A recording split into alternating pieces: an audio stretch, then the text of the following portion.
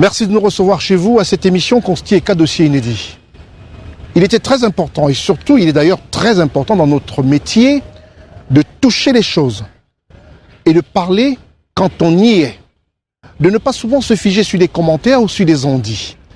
Notre équipe est venue en plein cœur d'Abidjan et nous nous trouvons ici dans le célèbre palace qu'est l'Hôtel Ivoire, les jardins de l'Hôtel Ivoire, en plein cœur d'Abidjan. Derrière moi, vous apercevez le plateau qui est ce îlot considéré à l'époque par le président Félix Houphouët-Boigny comme étant le petit Manhattan. Ce petit Manhattan est en train d'être transformé par une équipe dirigeante et surtout sur l'impulsion de l'actuel président de la République, son Excellence Alassane Ouattara. Nous sommes venus toucher du doigt ce qui se fait à Abidjan. Nous sommes venus rencontrer les Ivoiriens. On ira toucher toutes les couches.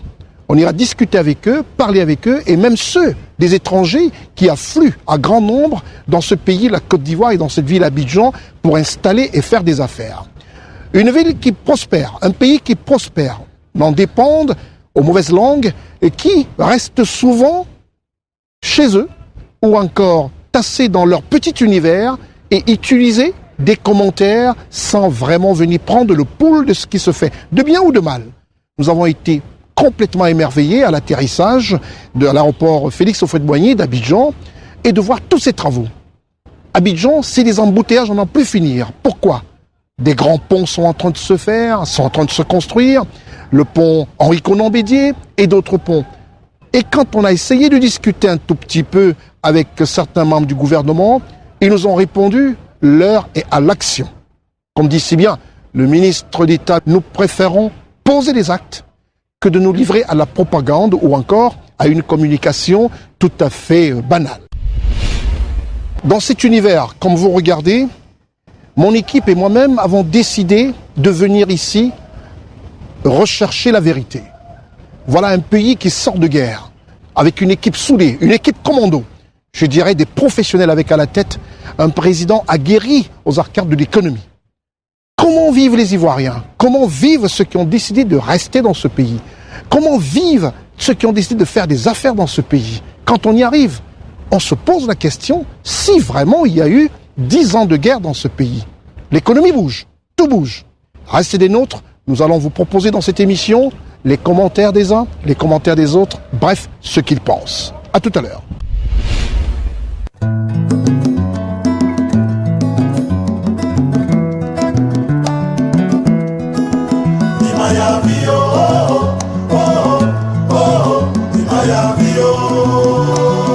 Nous sommes au service imagerie et l'hôpital Mère-Enfant de Benjarville. Donc l'avantage de ce service, c'est qu'on a tout regroupé sur place. Donc on a un scanner multibarrette, on a une IRM 1.5 Tesla, on a des échographes, on a la table télécommandée, tout est en un ici.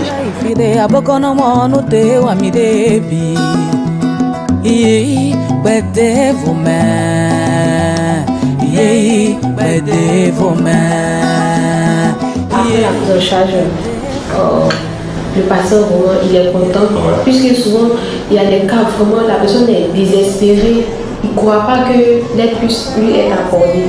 Puis c'est une intervention chirurgicale. Quand il reçoit vraiment, il nous dit merci, mais le merci n'est pas à nous, le merci à la première dame.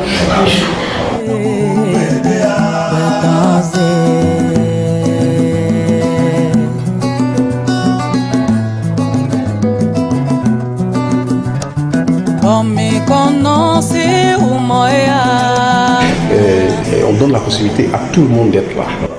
Donc, les chambres doubles, c'est pour ceux qui n'ont pas assez de moyens. Il y a les chambres individuelles pour ceux qui ont un peu plus de moyens. Et puis, il y a les chambres VIP pour ceux qui ont suffisamment de moyens. Voilà.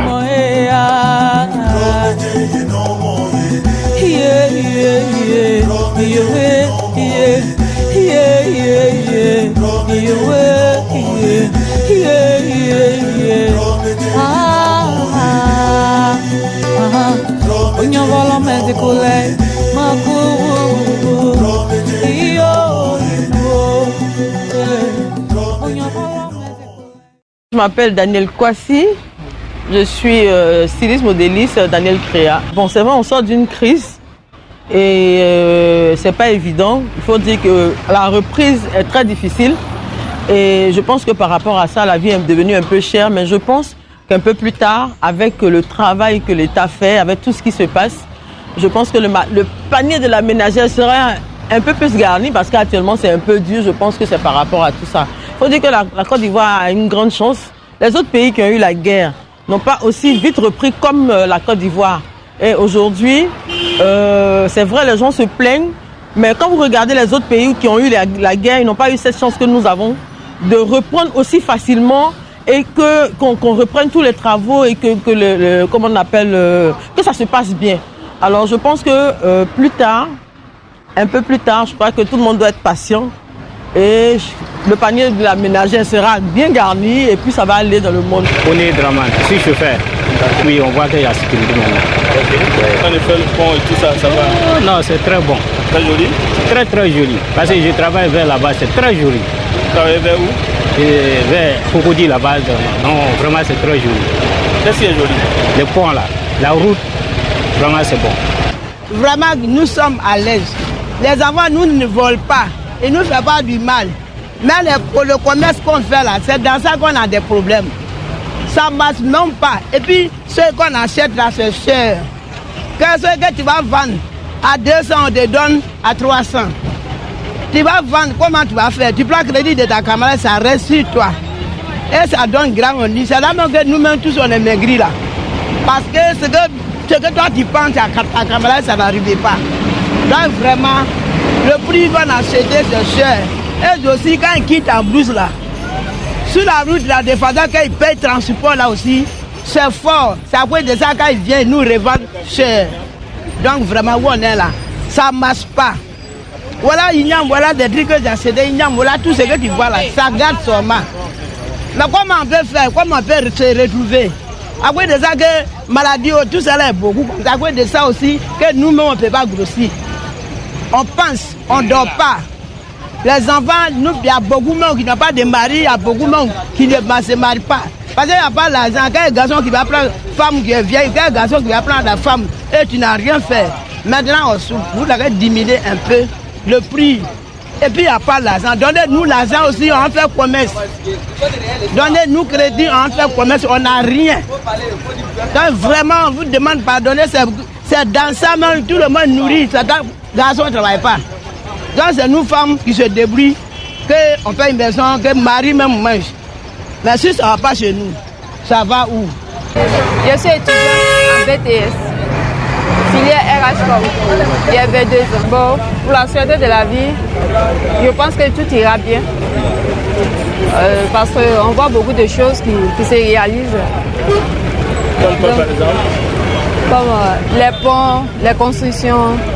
Madame Guy Georgette, mais pour la sécurité, en Côte d'Ivoire, il y a déjà un grand pas qui est fait. Nous avons décidé, malheureusement, pour certains, pour ces détracteurs, ou pour ceux qui sont les ennemis de l'Afrique, de vous rapporter exactement ce qui se passe en Côte d'Ivoire. Cette Côte d'Ivoire choyée par tous, mais surtout cette Côte d'Ivoire dirigée par des gens qui en veulent.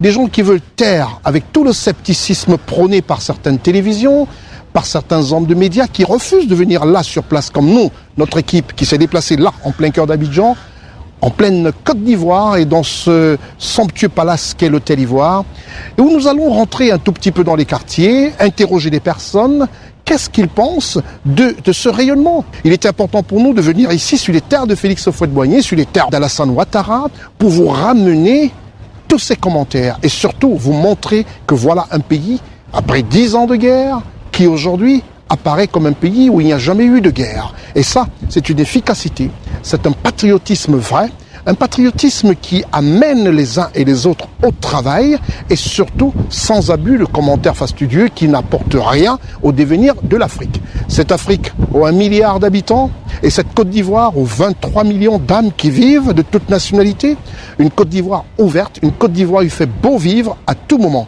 Quel est le secret? quelles sont les réussites? C'est une série d'émissions comme ça consacrées à la Côte d'Ivoire, dont la première est celle-là sur le regard d'un pays qui marque son pas dans la nouvelle Côte d'Ivoire en marche. À tout à l'heure. Disons qu'il y a plusieurs tableaux qui se présentent à nous, à chaque Ivoirien d'Ivoire dans lequel il se retrouve. Moi, je dirais pour ma part que la Côte d'Ivoire, on constate qu'elle est en chantier. Bon, est-ce que chacun il trouve ce qu'il a besoin dans ce grand chantier, pas chantier? Ce qui est sûr, c'est que nous voyons des voies, des routes en construction. C'est profitable pour tout le monde, puisque chacun il bénéficie, chacun il circule. En ce qui concerne aussi les infrastructures hospitalières, je pourrais dire que c'est là qu'il y a problème. Parce que quand on va dans nos CHU, nos dispensaires, il reste encore beaucoup à faire. Vraiment, il reste beaucoup à faire. C'est ce qui fait que quelquefois quand on dit vraiment, on a peur. Parce que est-ce que les urgences vont pouvoir te mettre à l'aise, te recevoir comme il se doit? Donc à ce niveau, vraiment il y a beaucoup à faire. Il faut que ça soit aussi, qu'on se sente à ce niveau des grands chantiers aussi. Comme on le voit au niveau des routes, la voirie, on le constate. Au niveau des hôpitaux, il faut qu'on sente aussi qu'il y a des grands chantiers qui sont en œuvre. Je pense que ça avance. Je pense que ça avance quand même. Et puis, plein de bonnes choses, quoi. L'infrastructure, ça développe, le pont. Moi, je vis à côté du pont ici, donc ça avance. La santé, j'ai pas encore été malade ici, donc je ne vais pas vous dire. Toucher du bois. La sécurité, ça va très bien. Cette zone-là, surtout, est très sécurisée, vu que le président vit pas loin d'ici. Donc, vraiment, il y a une très bonne avancée sur le plan infrastructure. Je vois que tout évolue. Nous sommes en train de progresser tout doucement vers l'émergence. Généralement, il faut dire que tous les pays ont connu ça. Hein. C'est progressivement que tout va se mettre en place. Alors, nous sommes en train de faire un progrès quand même vers un grand pas vers la sécurité. Sur le plan sanitaire, il y a eu une nette amélioration quand même. Nette amélioration parce qu'aujourd'hui, on ne constate plus l'état d'ordure à point de rue en Abidjan. Alors que par le passé, qu'est-ce qu'on constatait? À chaque 1 mètre carré, vous avez un tas d'ordures. Et ça polluait, et ça nous donnait assez de maladies. Mais au jour d'aujourd'hui, tout est rentré dans l'ordre. Je suis un jeune de la Côte d'Ivoire et je travaille ici en Côte d'Ivoire. Et je suis fier de travailler pour la Côte d'Ivoire. Et il faut dire que depuis les 10 ans de la crise, la Côte d'Ivoire renaît de nouveau. La Côte d'Ivoire renaît de nouveau et les Ivoiriens reprennent espoir en leur pays. Il y a beaucoup de changements. Il y a beaucoup de changements depuis la venue du président Alassane Ouattara. Il fait beaucoup de choses pour les jeunes Ivoiriens. Et les jeunes Ivoiriens ont vraiment confiance en lui. Sur le plan de la sécurité, il faut dire qu'il y a un net avancement. Il y a un net avancement puisqu'il y avait beaucoup d'armes en circulation. Après la crise, après la guerre, il y avait beaucoup d'armes en circulation. Et dès que le ministre Ahmed Bakayoko a pris son poste ministériel, et il a créé même un groupe sécuritaire qu'on appelle le CCDO. Quand il y a des braquages, en 5 minutes, 10 minutes, ils sont là pour gérer la situation. Donc il faut dire qu'il y a eu beaucoup de changements au plan sécuritaire. La Côte d'Ivoire vraiment renaît de nouveau. Et j'invite même les hommes d'affaires à venir en Côte d'Ivoire, à investir, parce qu'il y a beaucoup la sécurité en Côte d'Ivoire. En tout cas, c'est la remarque que j'ai faite. En 2010, dans le domaine des infrastructures, la Côte d'Ivoire était quasiment au point mort. Je dois reconnaître qu'en 2014, 4 ans plus tard, les choses ont beaucoup changé. La Côte d'Ivoire est devenue un vaste chantier. C'est visible pour tout le monde. Et je crois que les 4 années que la Côte d'Ivoire vient de connaître avec un taux de croissance qui atteint les 8 ou 9% et qui donc les experts prédisent un taux de 10 ou 12% d'ici l'année prochaine, je crois qu'en 4 ans, la Côte d'Ivoire a beaucoup changé. Les choses se sont améliorées. Certes, il y a encore beaucoup à faire puisqu'on sort de 10 années de crise, mais la marge de progression est énorme. Alors, ce qui fait la différence entre le gouvernement d'avant 2010 et le gouvernement du président Ouattara aujourd'hui, c'est le caractère quasi scientifique de la gestion de l'État. On sent que les choses sont faites en ordre elles sont faites comme il faut les faire, comme elles sont faites partout. Il y a une certaine modernisation de la gestion du pays. Et quoi qu'on dise, ça se ressent dans les résultats. Évidemment, pour des populations qui pendant 10 ans étaient habituées à récolter les choses sans que ce ne soit fait de façon ordonnée, je crois qu'il y a un changement clair qui démontre que la présidence Ouattara est une présidence beaucoup plus, qui correspond beaucoup plus à l'image et au poids de la Côte d'Ivoire à travers le monde et sur le continent. Sur le plan sécuritaire, en Côte d'Ivoire, j'ai été agréablement surpris parce que les médias, notamment Internet, font de la Côte d'Ivoire un État en quasi-déliquescence, ce qui est absolument faux. J'ai circulé de jour comme de nuit en Côte d'Ivoire. Les patrouilles policières, bien que présentes, sont assez discrètes et la sécurité est suffisamment assurée. Je crois que la Côte d'Ivoire fonctionne désormais comme un pays normal et qu'il n'y aurait pas de problème à ce qu'un quelconque investisseur que ce soit vienne en Côte d'Ivoire. Pour parler de l'émergence en 2020 en Côte d'Ivoire, je crois que le délai, il est peut-être trop juste. Ça va être compliqué, mais la Côte d'Ivoire d'aujourd'hui a tous les moyens, tous les atouts pour être au moins en 2020 dans la tendance de l'émergence. Parlant du président Ouattara comme un économiste pointu, je crois que les analystes qui le disent ne s'y trompent pas. Le président Ouattara en 4 ans l'a démontré, les chiffres économiques de la Côte d'Ivoire parlent d'eux-mêmes, la nouvelle attraction de la Côte d'Ivoire parle d'elle-même, la récente conférence des investisseurs organisée par le CPC qui a récolté plus de 400 milliards le démontre suffisamment qu'il inspire confiance au président Ouattara. Il mène la Côte d'Ivoire vers l'émergence, j'y suis convaincu. Et je crois que ceux qui pensent qu'il est un économiste ne se trompent pas et on devra de plus en plus faire confiance à la Côte d'Ivoire pour ça. Je dirais, comme disent les anglophones, come and see. Venez en Côte d'Ivoire, touchez du doigt, visitez les chantiers, visitez l'immense chantier du 3e pont qui est impressionnant, visitez la centrale d'Azito qui a démarré, visitez tous les chantiers de la Côte d'Ivoire et vous comprendrez que loin des débats qu'il y a sur les médias, notamment les médias Internet, la Côte d'Ivoire aujourd'hui est un pays qui est en plein décollage. On ne donne que des informations truffées, des informations fausses. Mais quand on aime un pays, rien de plus normal que de venir palper des choses, de venir rencontrer ceux qui y vivent, de venir rencontrer ceux qui ont décidé effectivement d'être et de vivre dans ce pays. Ça fait un mois que je circule sur Abidjan. Écoutez, je commence à prendre des repères, c'est formidable. Voilà, je découvre. Je découvre pour le moment Abidjan. Vu que quand je sors, c'est pas les horaires de travail. Donc voilà, moi je ne subis pas les embouteillages. Je reconnais que si on pouvait dégager un petit peu par des ponts, ça serait formidable. Mais bon, petit à petit, je pense qu'il y a un petit peu de travail à faire encore. Mais sinon, moi je n'ai eu aucun problème pour l'instant et j'espère ne pas en avoir. J'arrive de France. Auparavant, j'ai parcouru d'autres destinations. C'est la toute première fois que je viens en Afrique. J'ai choisi la destination de Côte d'Ivoire pour le côté professionnel de mon mari. Venez faire un tour en Côte d'Ivoire, venez découvrir la Côte d'Ivoire.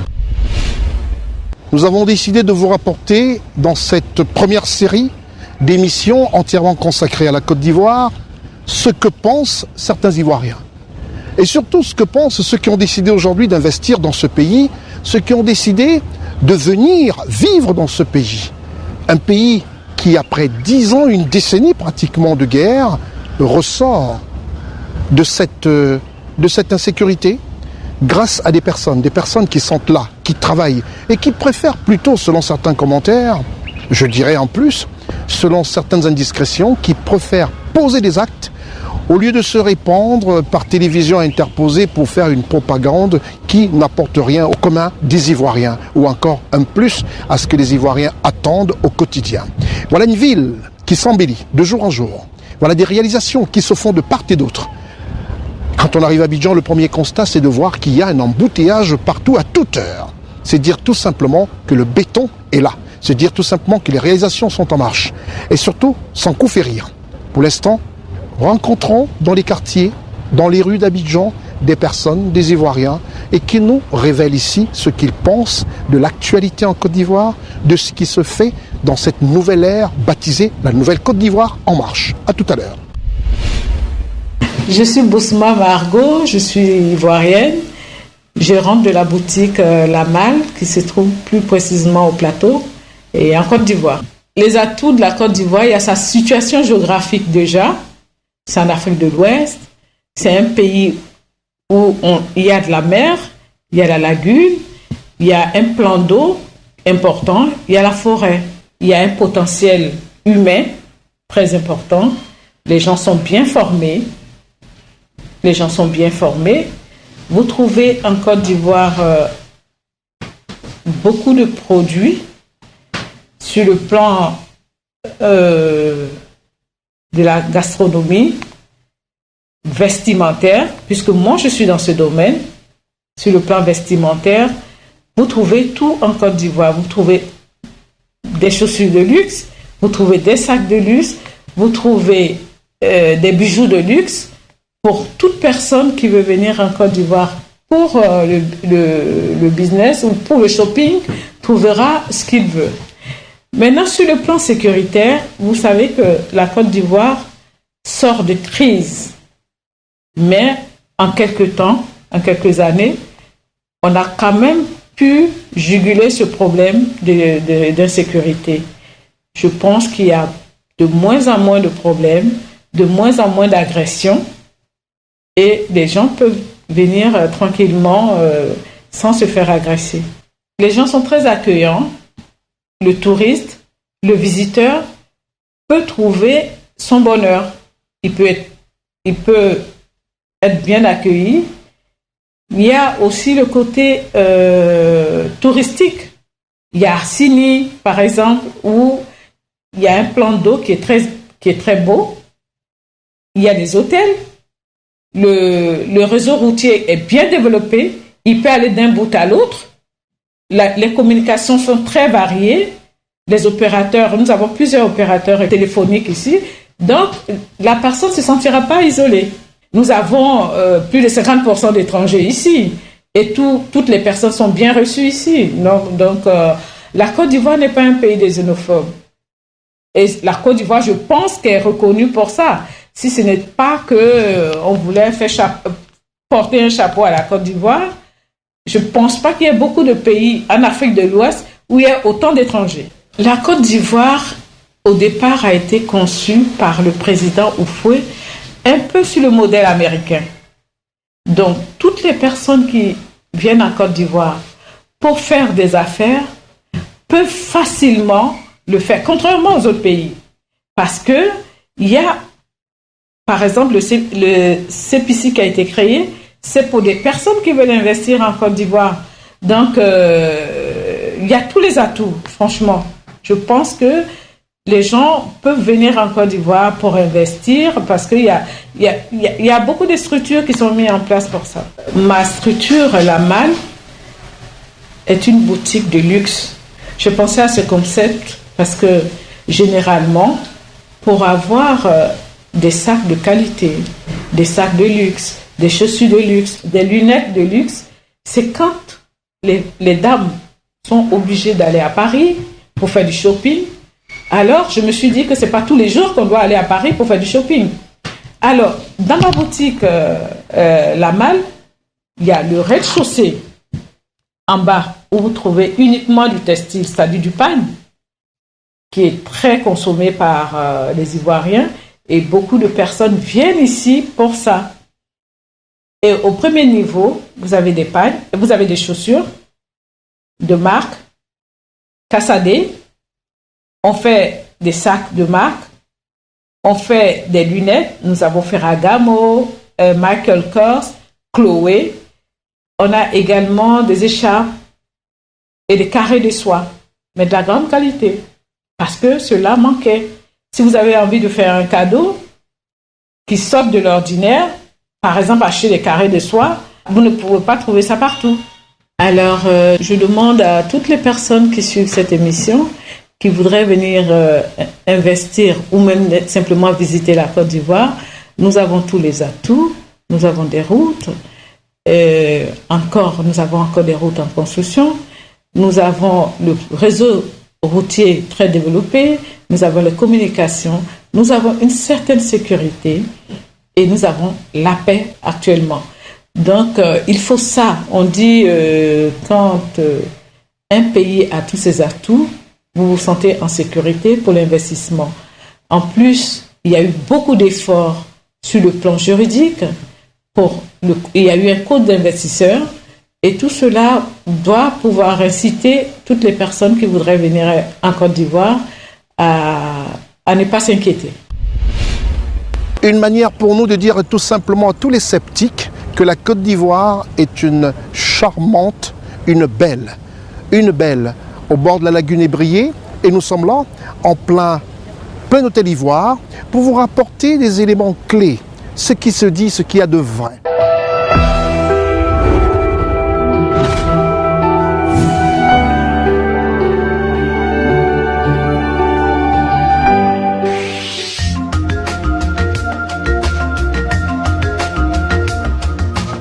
Le pont de Cocody va relier le plateau, centre administratif d'Abidjan, à la commune résidentielle de Cocody.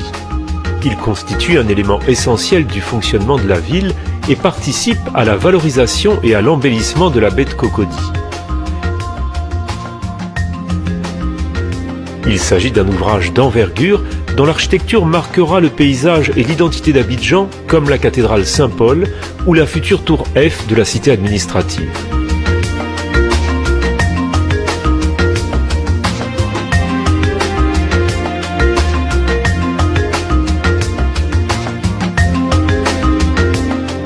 L'ouvrage s'étend sur un linéaire de 1500 mètres environ. Il enjambe le boulevard lagunaire est du plateau, la future marina et le nouveau chenal avec une seule travée haubanée de 200 mètres de portée. Le pylône de 100 mètres de hauteur est retenu par 4 paires de haubans ancrés dans une culée leste. Plus à l'est, après le demi-échangeur de la clinique Pisam, l'ouvrage se poursuit par un viaduc de 250 mètres qui se raccorde directement sur le boulevard de France avant de rejoindre l'église Saint-Jean de Cocody.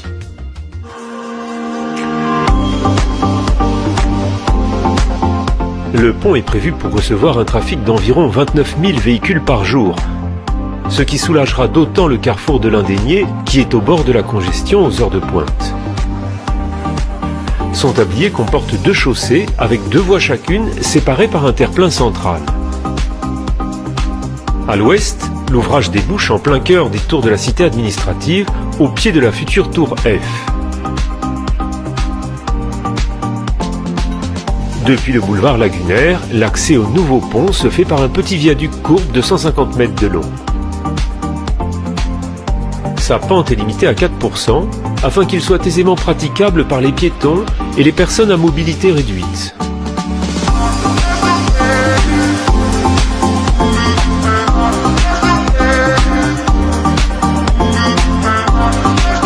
Des passages latéraux protégés permettent la circulation des piétons et des cycles.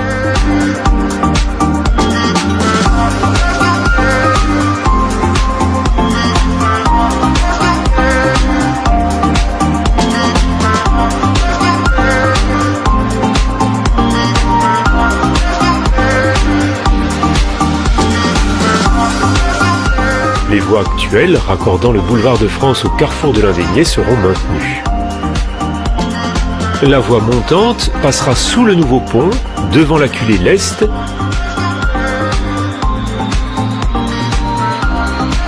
puis dans un petit pont cadre sous la nouvelle voie.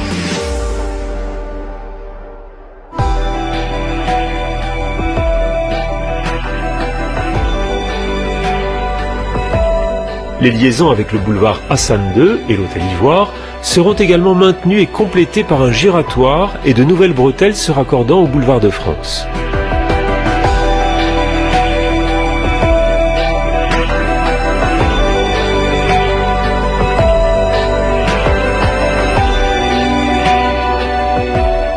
La voie descendante du boulevard de France permettra de monter sur le nouveau pont tout en maintenant une liaison vers le carrefour de l'Indénié.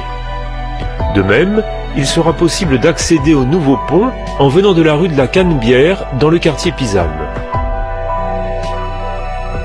Avec son pylône original en béton blanc et son tablier métallique d'une très grande finesse, le pont de Cocody allie résistance et élégance.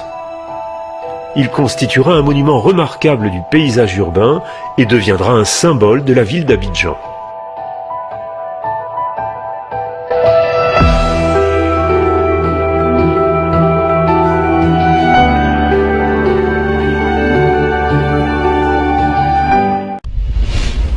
Il est important pour moi de rassurer aujourd'hui les téléspectateurs africains, les téléspectateurs internationaux de ce qui se passe réellement en Côte d'Ivoire et de ne plus résider ou encore se réfugier dans des frayeurs qui n'ont pas de sens.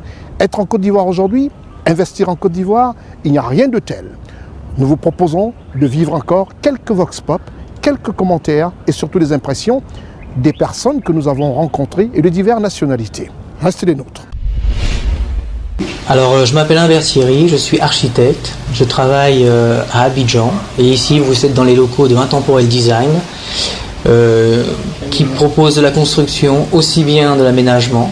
Alors nous sommes des architectes et architectes d'intérieur, nous sommes des designers d'espace, nous créons des atmosphères, des ambiances selon le mode de vie des gens. Nous personnalisons au maximum afin de créer justement des ambiances uniques. C'est pour ça que nous nous appelons Intemporel Design, parce que nous sommes des choses modernes et qui ne s'altèrent pas avec le temps, qui restent toujours intemporelles. Et chez nous, nous proposons justement du haut de gamme. Nous travaillons avec des belles matières, nous proposons des univers qui sont modernes, contemporains. Nous adaptons, mais en même temps nous proposons des idées. Nous sommes là avant tout pour, certes, proposer au client ce qu'il aime, mais aussi l'influencer pour qu'il puisse au moins se projeter dans un futur proche. Et nous sommes voilà, à son écoute. Nous sommes là pour planifier, organiser et aménager les espaces. Ça, c'est la partie architecture d'intérieur. Après la partie construction, c'est pareil. Actuellement, justement, on est sur un gros projet. Nous construisons des maisons, des villas. On travaille aussi au niveau des administrations, des banques. Donc voilà, donc on est assez vraiment éclectique par rapport à nos clientèles, tout en sachant que nous avons une clientèle, comme je disais tout à l'heure, relativement haut de gamme. Nous faisons du sur-mesure. Et c'est vrai qu'après la guerre, justement, Abidjan est en pleine reconstruction. Les gens reviennent. On a vu débarquer pas mal de Chinois, de Saoudiens, des gens qui sont là pour justement renflouer et surtout créer des nouveaux projets à Abidjan. Et donc les gens sont en demande de ça. Et nous leur proposons justement ce renouveau parce que après tout ce qui s'est passé, les gens ont besoin de se changer les idées, d'améliorer leur intérieur, de se sentir protégés. Et c'est ce que je disais tout à l'heure, l'intérieur doit refléter un peu notre personnalité car on y vit. C'est pour ça qu'on dit toujours il faut proposer du fonctionnel avant tout que de l'esthétisme. On propose du fonctionnel, de l'esthétisme et à partir de là, les gens se sentent par ailleurs chez eux plus que chez les autres. L'espace que vous voyez ici, nous sommes dans la partie architecture d'intérieur, réalisation de projets et à côté nous avons un autre espace dédié à la construction. On a régi ça en deux pôles différents. Parce que là-bas, nous avons des dessinateurs DPLG, donc qui veut dire c'est un diplôme reconnu par l'État qui approuve et confirme la qualité des projets. Ici, nous sommes dans la partie, comme je vous disais, architecture d'intérieur, où on parle matériaux, produits, création d'idées. Donc parce qu'en parallèle, on construit, mais en même temps, on pense déjà à l'intérieur de notre client par rapport à ce qu'il nous a dit. On lui soumet des idées.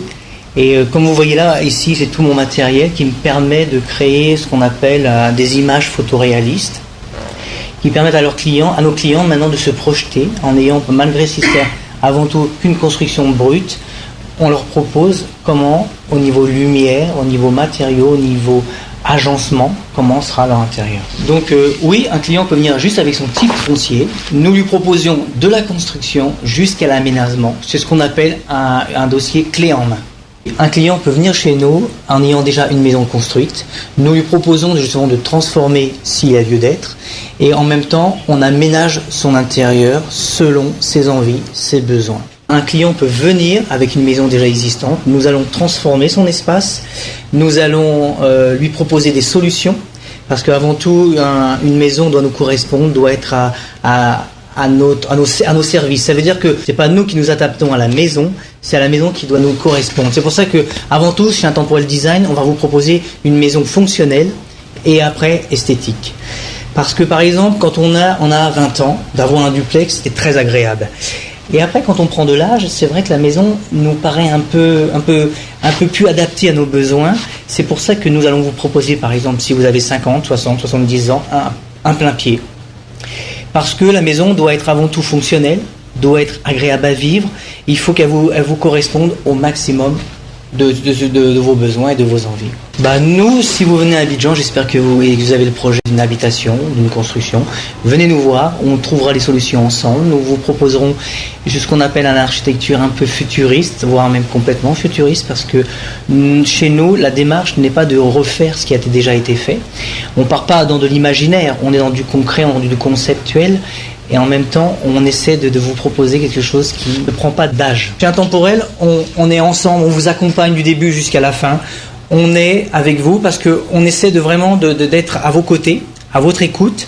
Même à la rigueur, on peut en chercher ensemble le mobilier, aller faire les démarches avec vous, parce que nous ne sommes pas là que pour vendre ou construire, nous sommes là pour vous accompagner dans votre démarche. Parce qu'une maison, avant tout, c'est quelque chose de personnel et on a besoin d'être entouré de professionnels qui ont compris votre démarche. Et chez nous, vous allez trouver ce côté rassurant de l'architecture et en même temps le côté créatif de l'architecture d'intérieur.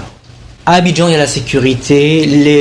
Justement, c'est pour ça qu'il y a pas mal de gens qui y reviennent et qui construisent parce qu'ils sentent que tout s'est apaisé et que la paix est revenue. Et c'est pour ça que, comme je disais tout à l'heure, il y a pas mal de gens, d'Européens, de Chinois qui viennent investir. C'est qu'ils ont compris quelque chose qui se passe et que justement, les personnes en place font tout. On a construit actuellement un 3e pont qui va desservir aussi bien à la zone 4. Enfin, vous verrez quand vous viendrez à Abidjan un peu l'infrastructure. Il y a des choses qui sont proposées, il y a des solutions qui sont proposées. Et c'est pour ça que maintenant, on trouve pas mal de constructions et les gens reviennent, investissent, se donnent les moyens de construire quelque chose. Ils sont plus là pour venir dormir dans un endroit, ils sont là pour venir y vivre. Et c'est surtout ça l'important. Et nous, chez Intemporel Design, nous avons compris cette démarche-là et donc nous, on vous proposera et vous verrez avec nous, viendrez nous voir et on vous proposera quelque chose qui va vous correspondre au maximum. J'espère que vous allez venir nous voir à Abidjan, venez voir dans ce beau pays, dans cette belle ville parce qu'il y a plein de choses à faire. Les Ivoiriens sont très accueillants, la sécurité est assurée, il y a pas mal de gens qui veulent investir. Nous sommes là aussi depuis un petit bout de temps. On peut vous dire que le cadre de vie est très très agréable. Donc vous êtes les bienvenus, venez nous voir, venez nous rencontrer, venez voir cette belle ville d'Abidjan. Nous serons très contents de vous accueillir. Nous avons décidé de venir ici rencontrer quelqu'un qui est passionné. Il vous dira sa profession lui-même, mais ce qu'il fait mérite vraiment d'être vu, d'être connu, d'être su. Et surtout, ça apporte quelque chose de fiable et quelque chose d'aisant pour tous ceux qui aimeraient choisir la destination Côte d'Ivoire. Il nous a menés d'abord un peu plus loin dans les hauteurs de la Côte d'Ivoire, vers la Comoé, quelque chose comme ça, où il faut pratiquement parcourir 700 km. Et je vous présenterai ce film, un film d'un endroit paradisiaque, un endroit où tous qui sont amateurs de tourisme, tous sont amateurs de l'espèce un peu sauvage, de cette ambiance un peu, je dirais, d'aventure, peuvent s'y rendre. Vous verrez, le film que je vous présenterai tout à l'heure est un film unique. Il est amateur de chasse aussi. Et si vous rendez de ce côté parce que vous voulez vivre quelque chose d'extraordinaire, vous voulez faire monter l'adrénaline, ce sera fantastique. Mais si vous avez vous êtes réticent pour cette grosse adrénaline et ne pas parcourir 700 km, vouloir rester un peu dans les environs d'Abidjan, il a un autre petit espace, un espace magnifique. On parlera de ces deux espaces. Restez avec nous dans cette Côte d'Ivoire, la nouvelle Côte d'Ivoire marche, où il fait beau y vivre. Et on va découvrir un endroit féerique, un endroit où on est pratiquement à 2 minutes de l'aéroport, on peut voir atterrir les avions, un endroit où on peut faire un peu de pêche, on peut regarder des oiseaux rares de provenance de part et d'autre, on peut dormir comme si on était dans un palace. C'est vrai que le palace, c'est pas toujours le marbre ou quoi que ce soit, mais c'est propre, c'est vraiment fantastique. On côtoie un peu les villageois, on est perdu, mais nous restons dans la grande ville d'Abidjan. Restez les nôtres avec ce passionné, cet amateur de chasse, cet amateur d'aventure, quelqu'un qui aime son pays, quelqu'un qui décide de faire vivre comme ça son pays et d'y apporter sa contribution à cette nouvelle Côte d'Ivoire en marche. On verra 2 sites, l'un à 700 km d'Abidjan et le second à 12 minutes top chrono, comme il vous le répétera lui-même dans cette émission, d'Abidjan, situé simplement dans une banlieue nord-est, je ne sais plus très bien. On est venu en voiture, j'étais très content de regarder un peu tout ça, mais c'est très proche d'Abidjan et dès qu'on y arrive, on est perdu. Mais on se sent bien. On a toujours son téléphone, on peut toujours regarder toutes ces chaînes de télé, on peut être connecté sur Internet. Ça mérite d'être vu. À tout à l'heure.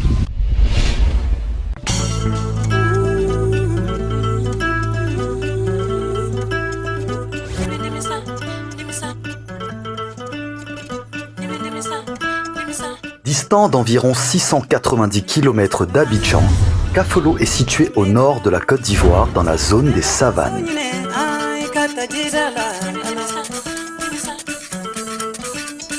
C'est dans ce village, proche du parc national de la Comoé, que l'établissement Kafolo Safari Lodge accueille les visiteurs dans son cadre en harmonie totale avec la nature.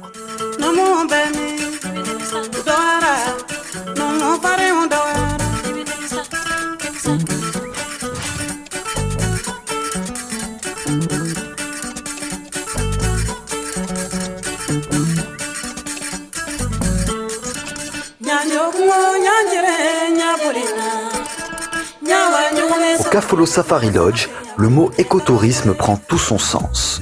De nombreuses espèces animales de la sous-région vivent en semi-liberté sur un terrain de 5 hectares, jonché d'arbres, de plantes et de fleurs.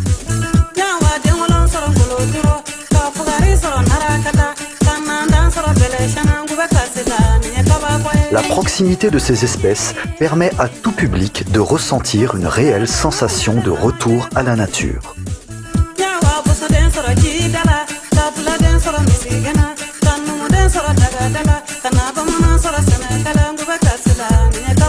L'alchimie parfaite entre la faune et la flore procure un dépaysement intense et profond.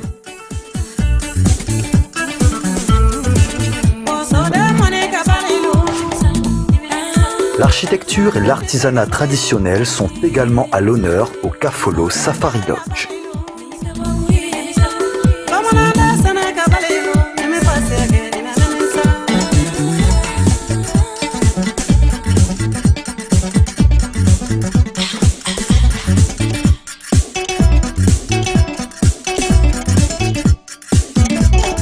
Chambres réparties en 20 bungalows permettent de séjourner dans un confort simple et authentique.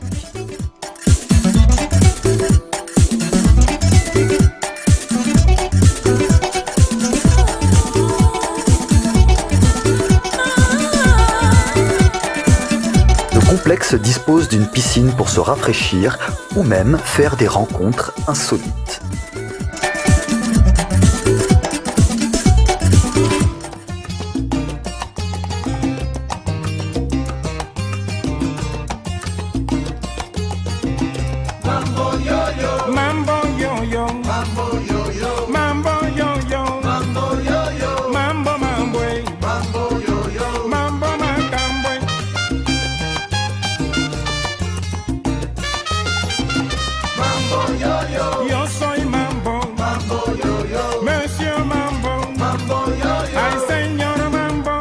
Après un apéritif au bar, notre restaurant de 180 couverts vous propose de choisir entre la cuisine internationale ou celle du pays selon vos goûts et vos envies.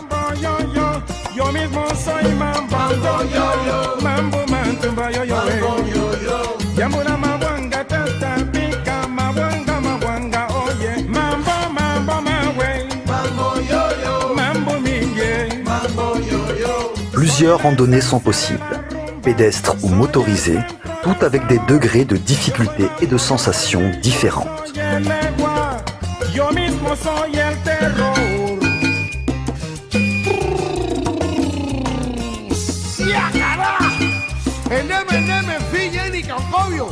direction le parc national de la Comoé.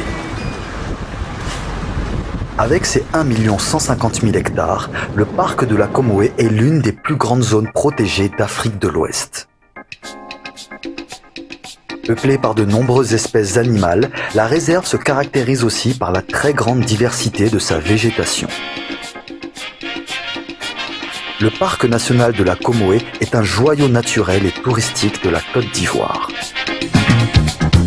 L'un de ses premiers défenseurs fut Mata Raphaël, dit Congo Mata. Tombé sous les balles de chasseurs braconniers en 1959, l'histoire de Mata Raphaël nous interpelle sur la difficulté du combat pour la protection de l'environnement. Alors comment tu reconnais? Survivre dans un environnement naturel, loin du confort de la civilisation, est une spécialité de Serge Roux, notaire et propriétaire du Kafolo Safari Lodge. Fin connaisseur de la faune et de la flore africaine, Maître Roux nous présente la liane à eau, très utile pour étancher sa soif si les réserves d'eau viennent à manquer.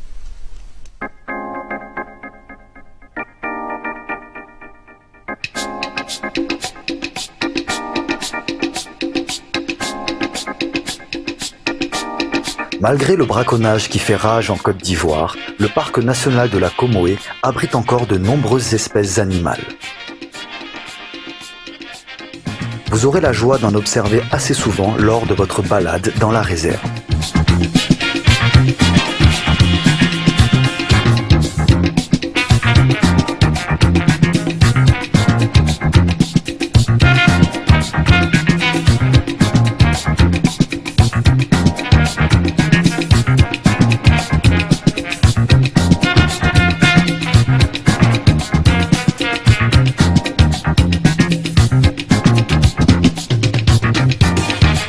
À des endroits stratégiques du parc, comme celui de la Grande Plaine, plusieurs espèces d'antilopes, comme les bubales, circulent librement en troupeaux entiers.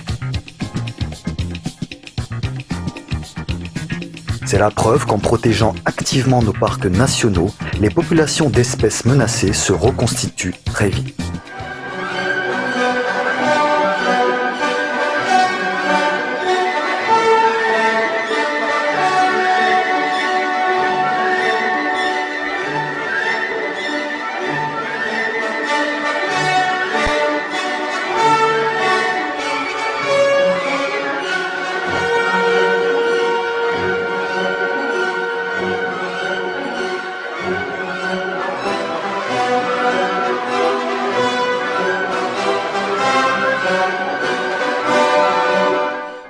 Une espèce d'insecte en particulier embellit le relief de la réserve des édifices de sa civilisation. Ce sont les termites. Les termites blanches et leur forteresse de terre rouge, et les termites noires qui optent pour un design plus asiatique dans leur termitière champignons.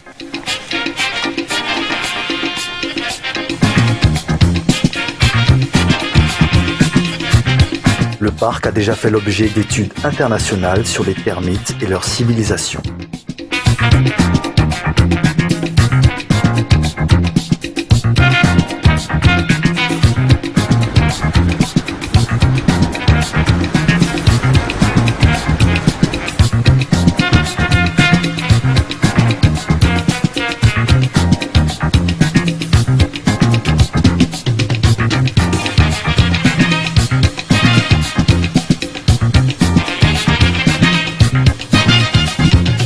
Avec Maître Roux, l'adrénaline est au rendez-vous.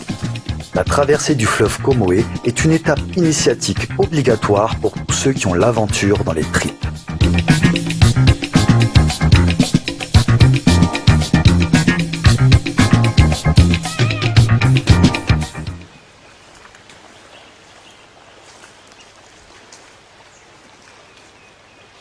Si le courant n'est pas très fort, certains passages sont empruntés à pied ou avec un solide 4x4 si le conducteur exécute la manœuvre sans caler le moteur.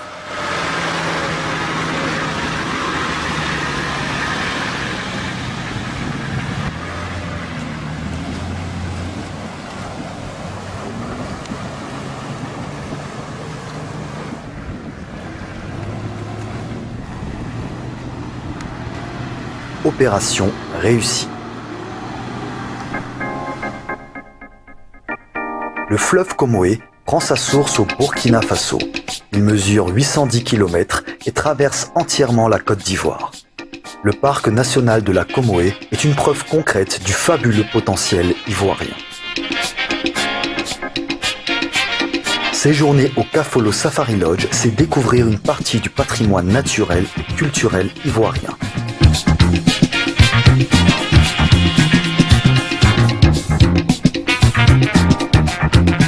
À très bientôt au Kafolo Safari Lodge.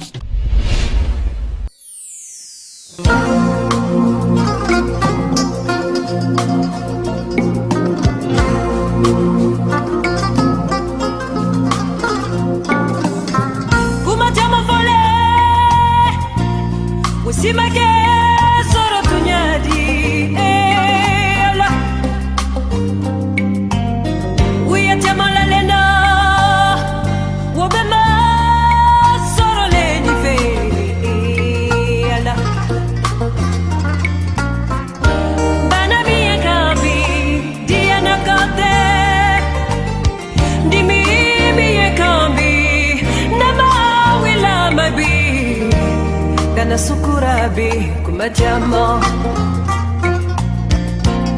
kanaso nyesa bana juguni balo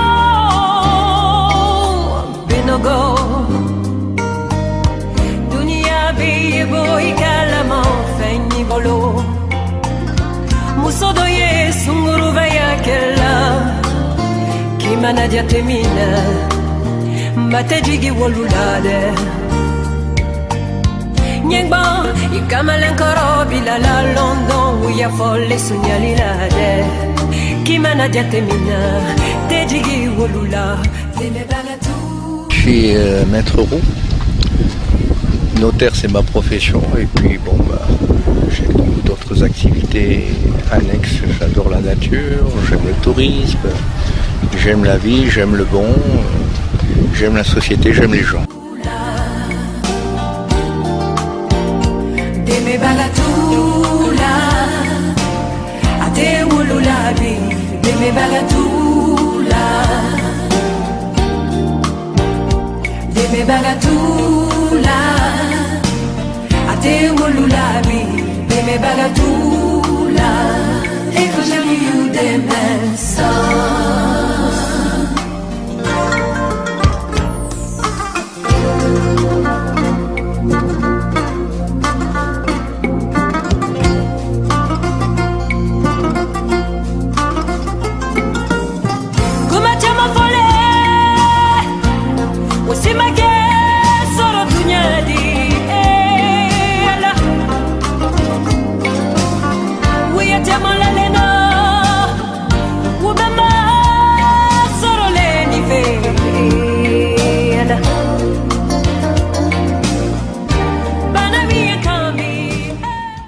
Du tourisme, c'est sûr, de la chasse également, et c'est l'un qui m'a mené à l'autre.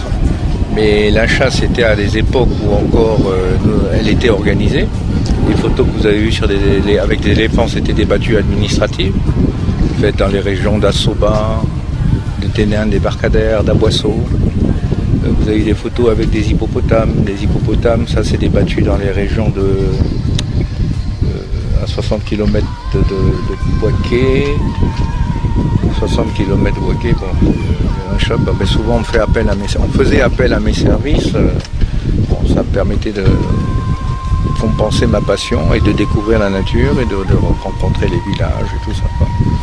Et j'espère qu'ici la chasse sera réorganisée comme c'est le cas au Burkina, qui permet d'avoir des devises, de contrôler un peu la population animale et de permettre au village de vivre d'une certaine rentabilité. Bon, la chasse, elle est saisonnière d'abord, bien contrôlée. Je parle du Burkina, qui est le plus proche pays où ça se fait très très bien.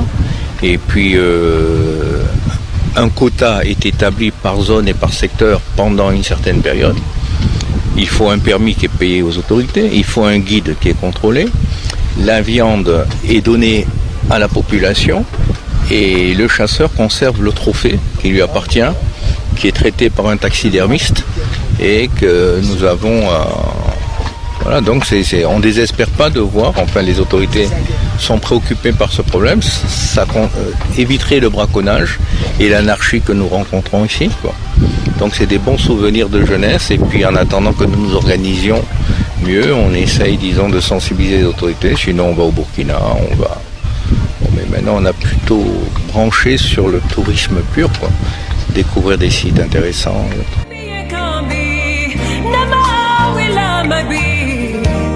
Kana sukurabi kumajamo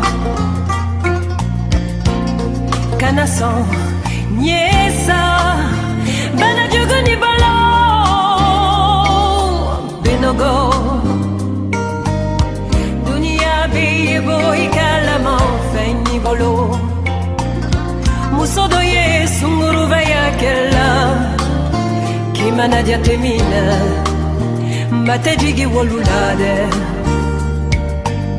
Nyengba, ikamalan bila la London uya folle sunyali la de Kimana jatemina, tejigi wolula Deme bagatula, ate wolula bi Deme bagatula Deme bagatula, ate wolula bi Deme bagatula Deme bagatula, ate wolulabi. Deme bagatula, deme bagatula, ate wolulabi. Deme bagatula, if I tell you deme song.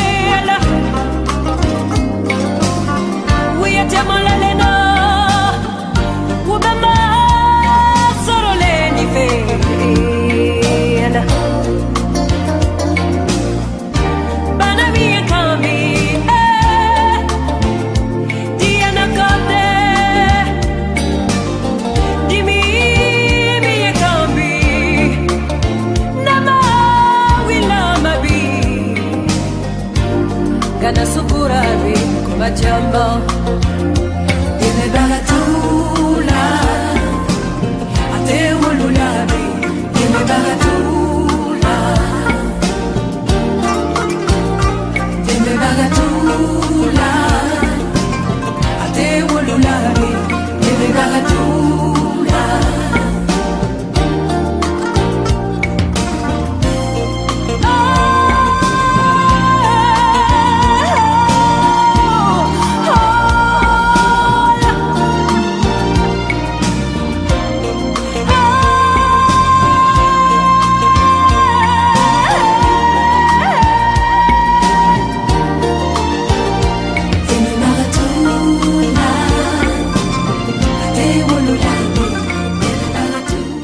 Oui, alors donc la Lianao permet, parce que disons que le gros avantage quand on découvre la faune, la flore, c'est l'importance qu'ont les plantes par rapport à l'environnement. On le voit par exemple sur les animaux, quand vous voyez qu'il y a des graines qui sont mangées, c'est que c'est comestible. Donc si vous perdiez, vous pouvez aller dessus. Bon, les Lianao aussi permettent, elles sont blanches. Elles ont une particularité, c'est vrai que quand on les coupe, il y a de l'eau qui coule, de l'eau qui a une saveur végétale très potable, etc. Donc les touristes sont friands dans ces périodes d'écotourisme-là, à défaut d'animaux qui finiront par revenir quand tout sera mieux encadré.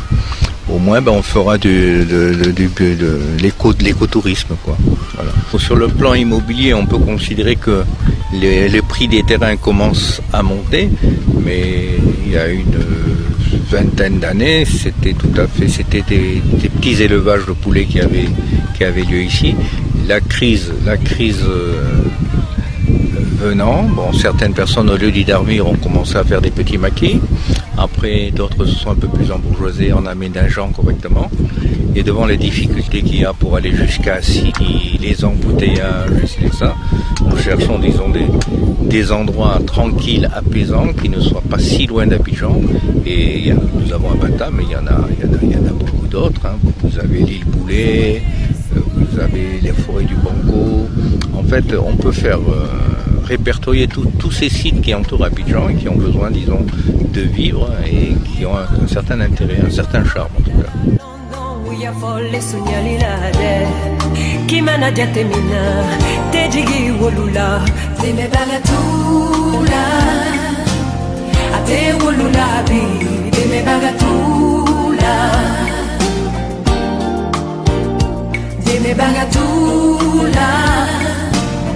Ate wolulabi, deme bagatula. Deme bagatula. Ate wolulabi, deme bagatula. Deme bagatula. Ate wolulabi, deme bagatula. If you deme so.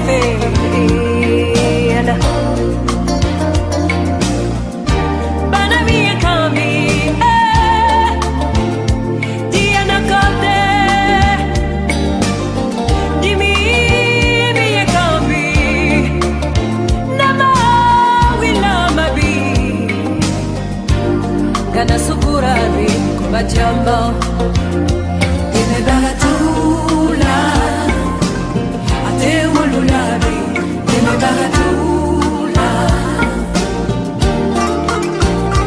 dime bagatula, ate wolulabi, dime bagatula.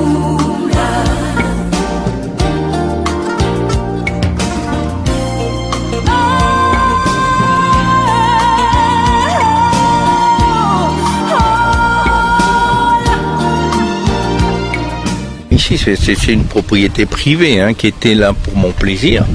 Et puis, en fait, je reçois beaucoup d'amis. Et puis, disons, ça peut créer des émulations. Se rendre compte qu'à partir de pas grand-chose dans un site agréable, palace, c'est un grand mot, puisqu'il n'y a pas de marbre, il n'y a rien de tout. Vous voyez, on essaye d'utiliser les bambous. On s'inspire souvent de ce qu'on voit ailleurs. Vous avez Madagascar, vous avez Maurice. Cet engouement à vouloir mettre du béton n'est pas forcément de mise, mais pouvoir traiter du bois qui peut se changer assez facilement rend encore plus de valeur à des sites en gardant ce petit cachet, disons, j'allais dire tropical et qui donne un peu de chaleur. Avec tout ce que nous avons vécu ces dernières périodes et le désir, disons, d'une relance qui est politique, avec un président qui fait en sorte de ramener des investisseurs. On finit par croiser de plus en plus de touristes parce qu'il y a une politique d'entraînement qui fait oublier les périodes catastrophiques que nous avons vécues pendant une dizaine d'années. Et maintenant, il n'est pas rare de voir, disons, les gens, le prix du billet sera négocié, sera revu, mais en fait, nous ne désespérons pas. En tout cas, c'est la politique du ministre du Tourisme qui fait tout pour aller dans ce sens, et on peut vraiment lui tirer le chapeau parce qu'il ne prend pas ses décisions à partir d'un bureau. Par exemple, il connaît toutes ces zones. Il est très bien placé pour vous parler de ce qu'il connaît bien, pour les avoir visités, pour les avoir vendant la Côte d'Ivoire à l'extérieur et essayant de convaincre que les images extérieures, disons, sont un peu passées maintenant et que l'on peut espérer redécouvrir le vrai tourisme tel que nous l'avions connu dans le temps. Je crois qu'il y a beaucoup de chantiers en cours, mais je pense que considérer que le tourisme est une priorité, c'est quand même pas mal parce que le tourisme fait vivre toute une série de populations, de gens, les guides, les routes, l'entretien, les services, la restauration, ça draine quand même beaucoup de monde. Et puis vous me parlez de la Lianao, pour la connaître, il faut discuter avec ceux qui connaissent et ceux qui vivent là-dedans. Et puis c'est vrai que l'Ivoirien, malgré tout ce qu'on a connu, est quand même très très ouvert, très jovial et apprécie faire découvrir son pays, quelle que soit la zone où nous nous trouvons d'ailleurs.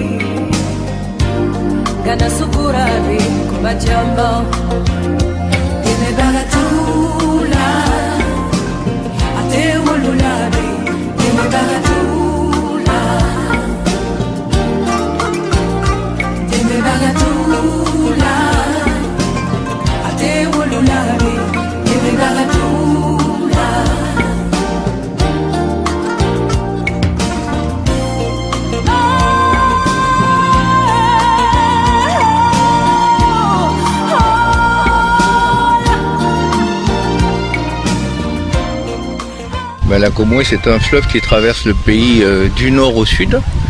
Vous avez le Bandama, le Cavali, mais la Comoé, disons, traverse sur 1200 km toute la Côte d'Ivoire et rentre en Côte d'Ivoire justement à ce point. Donc c'est pour ça que ça s'appelait Kafolé ou Bac.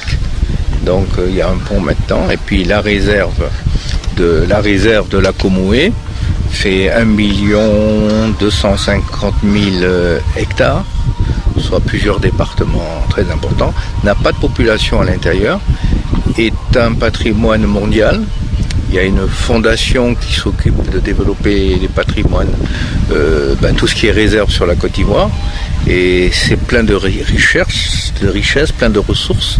Et en fait, malgré le temps de guerre, je suis obligé de faire référence, qui avait coupé le pays en deux, disons que je suis obligé de préciser que le braconnage n'étant plus trop actif, pour cause de routes coupées, ça a permis à toute une série d'antilopes, celles que vous avez vues dans les films là, de se mettre de côté et de pouvoir survivre et se développer très très vite. Donc ce qui revient à dire que, je reviens à cette histoire de chasse, quand c'est bien organisé, il n'y a pas de raison que ça décime quoi que ce soit.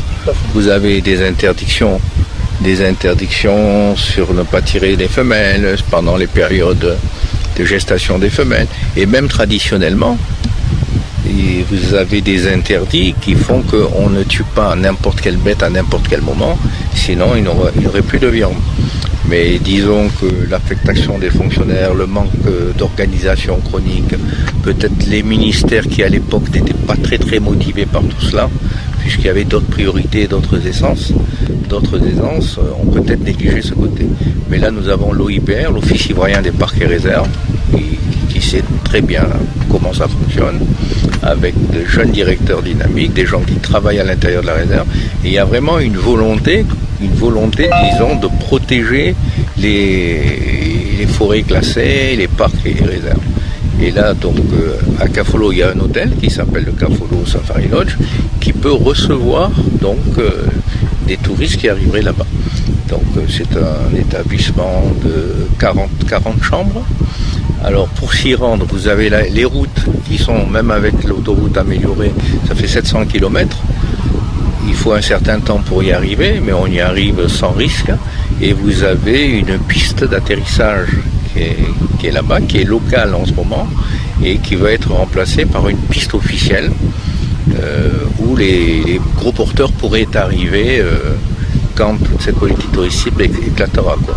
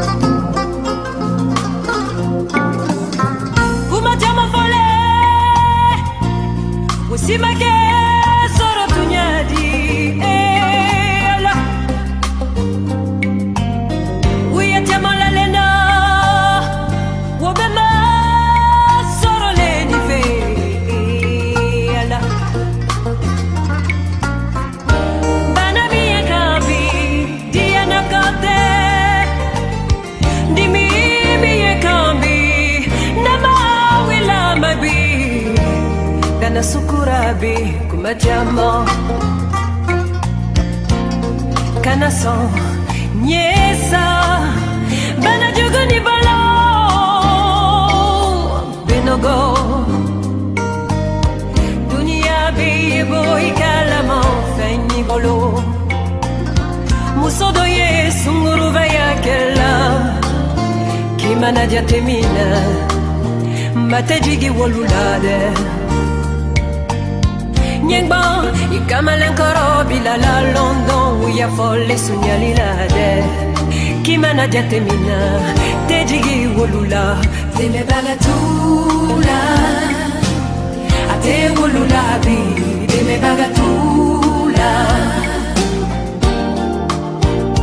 Teme bagatula, ate wolula bi Teme bagatula Deme bagatula, ate wolulabi. Deme bagatula, deme bagatula, ate wolulabi. Deme bagatula, eko jali you deme son.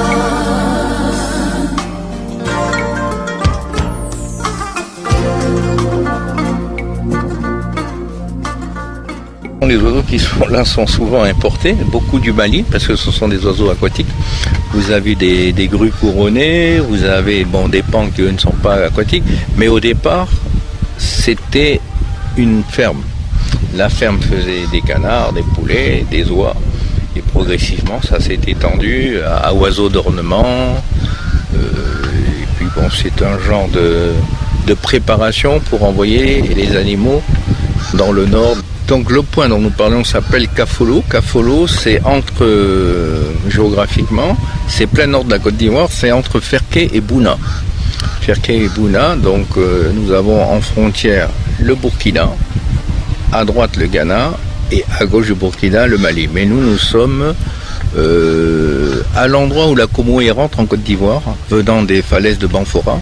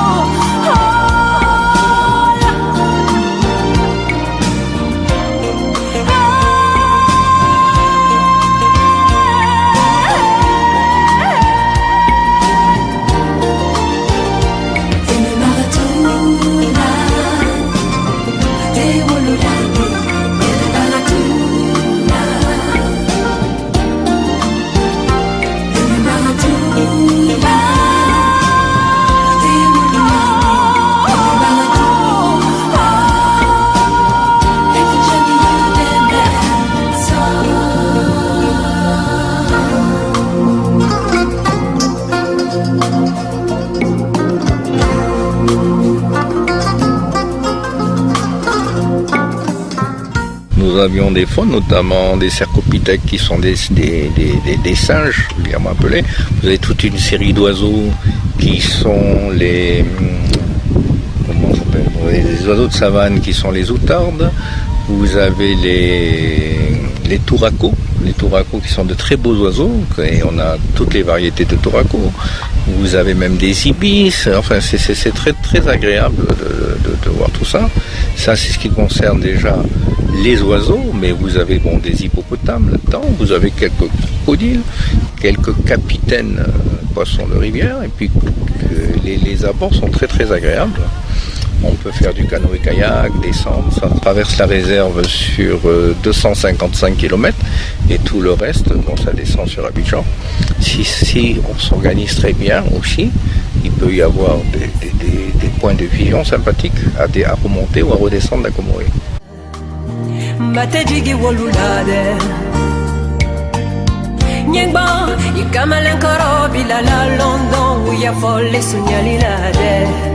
Kimana jatemina tejigi wolula teme bagatula ate wolula bi teme bagatula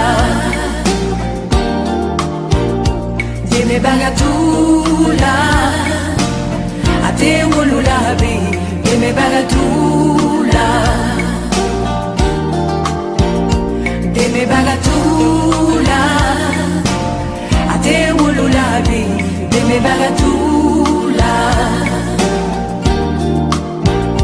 Deme bagatula Ate wolulabi Deme bagatula Et que j'ai eu des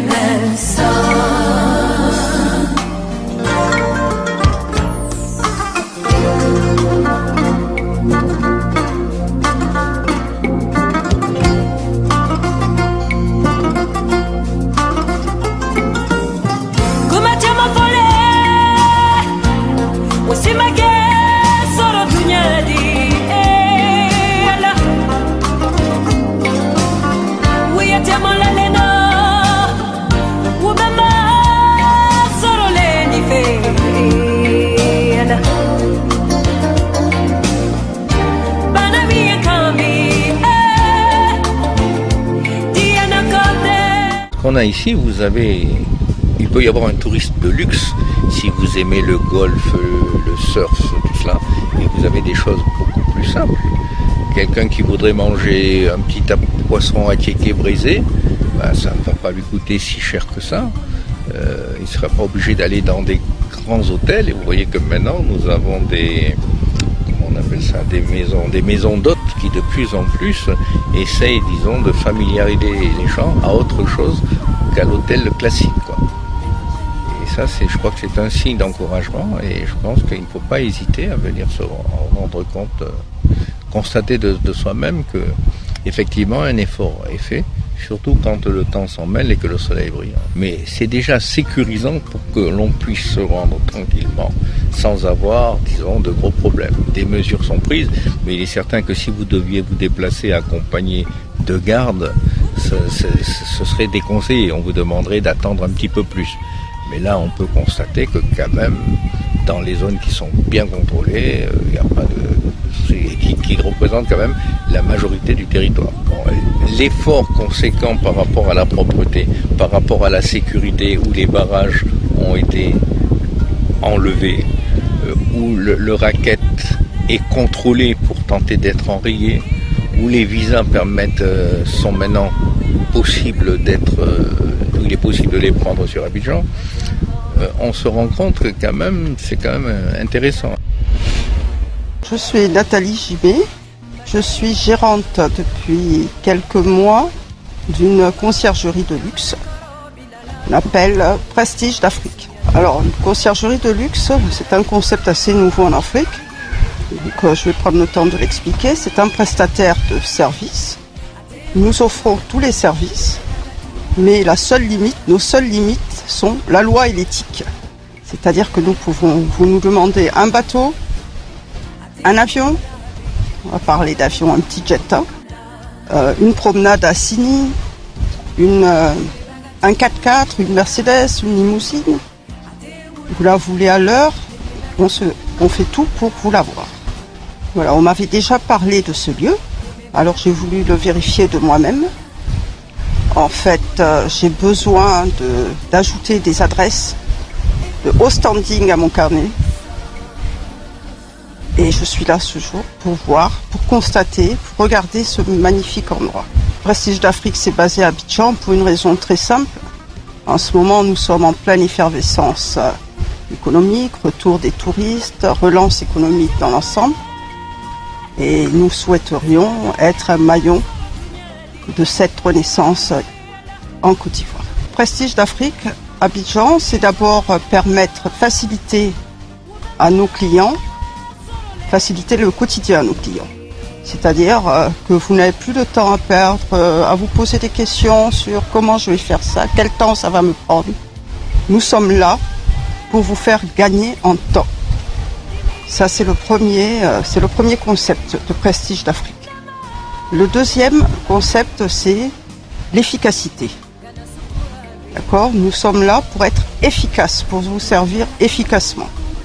Le troisième concept, c'est la disponibilité, notre disponibilité. Vous pouvez nous contacter 24 heures sur 24, nous saurons vous répondre.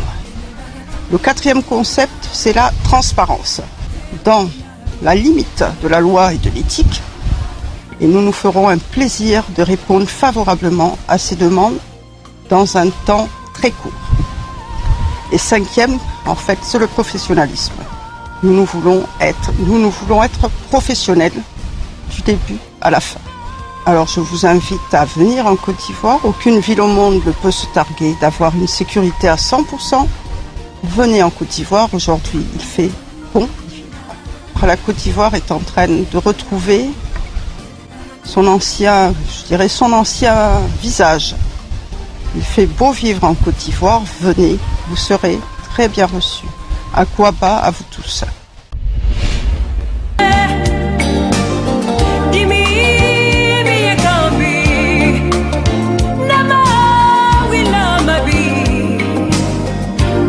Gana sukurabi kubajambo Yeme bagatula Ate wululabi Yeme bagatula Yeme bagatula Ate wululabi Yeme bagatula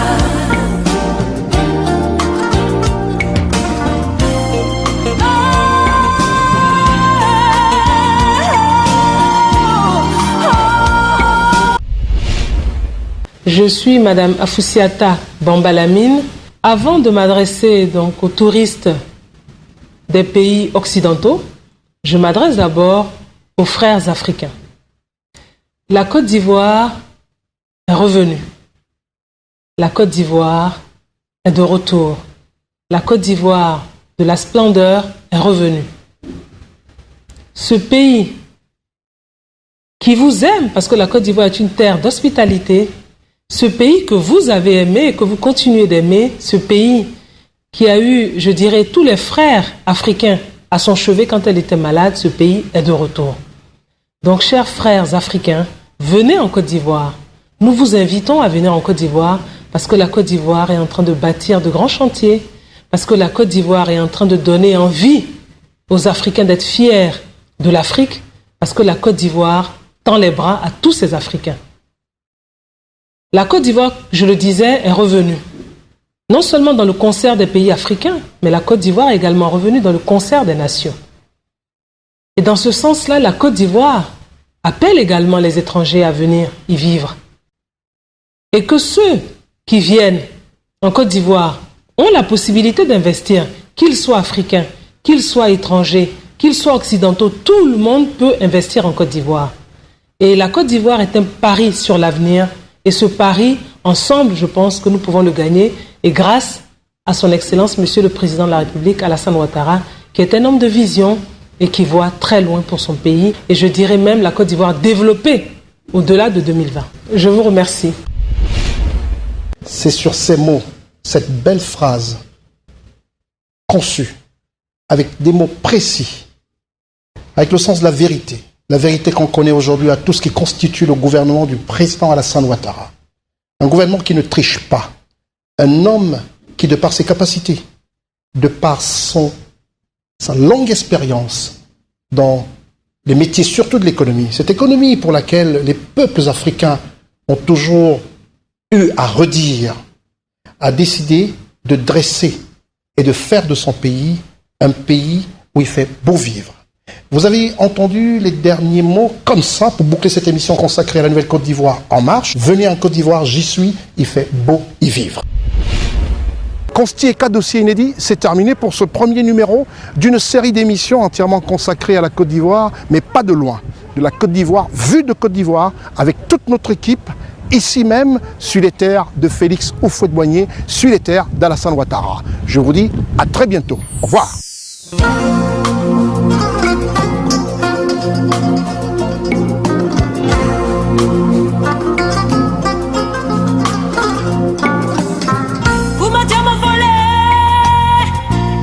Usimake soro tunyadi ela Uyate malalena Wobema soro leni fe ela Bana miye kambi diana kate Dimi miye kambi Nama wila mabi Kana sukurabi kumajama